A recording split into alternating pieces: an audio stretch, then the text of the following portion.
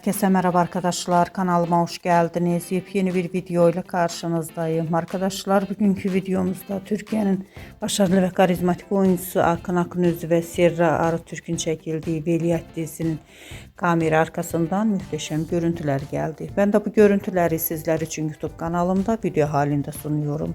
Umarım beğenirsiniz. Arkadaşlar videomu beğendiyseniz kanalımı izlemeyi ve bildirim butonuna basmayı unutmayın. Hoşça kalın.